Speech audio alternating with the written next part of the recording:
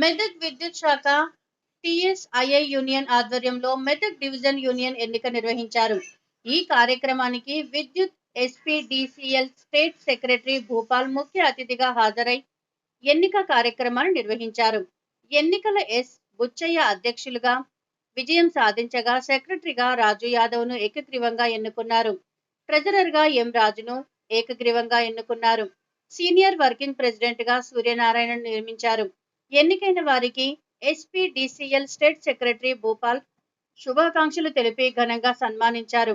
జిల్లాకు సంబంధించిన B27 సంబంధించిన ఎలక్షన్ కార్యక్రమంలో మెదక్ డివిజన్కి సంబంధించిన ఎలక్షన్స్ ఈరోజు ప్రక్రియ పూర్తి చేసుకోవడం జరిగింది. ముఖ్యంగా ఈ మెదక్ జిల్లాకు సంబంధించింది గత 2 మాసాల క్రితం కూడా జిల్లా కార్యవర్గ ఎన్నికలు కూడా ఎలక్షన్లో చేసుకోవడం జరిగింది. ముఖ్యంగా ఉద్దేశం ఏంటంటే ఎన్నికలు అనేది పారదర్శకంగా జరగాలి. ప్రతి పారదర్శకంలో ఓటు ద్వారా వాళ్ళు తెలియజేసి కార్మికుని నాయకుని ఎన్నుకోవాలనే ఉద్దేశంతో మనం ప్రజాస్వామ్యబద్ధంగా ఎలక్షన్లు చేసుకోవడం జరుగుతూ ఉంది. మరి గత మాసంలో ఎలక్షన్ ఇదే ప్రక్రియ జరిగింది. మరి ఇప్పుడు మెదక్ డివిజన్కు సంబంధించిన ఎన్నికలు కూడా వారం రోజుల క్రితం కూడా షెడ్యూల్ ప్రక్రియను కూడా వెలువడించడం జరిగింది. మరి ఈరోజు ఎన్నికలు ముఖ్యంగా కాంప్రమైజ్ కోసం ప్రయత్నం చేసిన తర్వాత కూడా ప్రజాస్వామ్య పద్ధతిలో ఎన్నికలు జరగడం ఓటు హక్కు ద్వారా జరిగింది. ఇప్పుడు మరి నెక్స్ట్ కౌంటింగ్ కూడా చేయబడుతుంది. ముఖ్యంగా ఈరోజు విద్యుత్ రంగంలో జరుగుతున్న పరిస్థితులు ఏంటంటే కొంత సమస్యలతో కూడా విద్యుత్ రంగం ఉంది.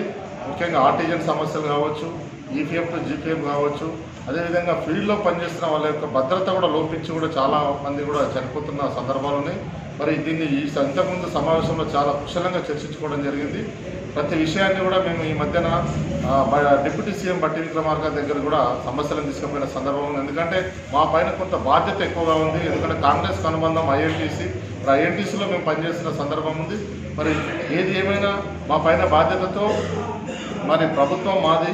ఈ ప్రభుత్వంలో ఖచ్చితంగా ప్రతి సమస్యను కూడా పరిష్కరించుకోవడానికి విద్యుత్ రంగంలో పనిచేస్తున్న ఆర్టిజన్ కార్మికులు కావచ్చు, అదేవిధంగా రెగ్యులర్ ఎంప్లాయీస్ కావచ్చు, ఈ ప్రతి సమస్యను కూడా పరిష్కరించే దిశగా మేము ప్రయత్నం చేస్తూ ఉన్నాం.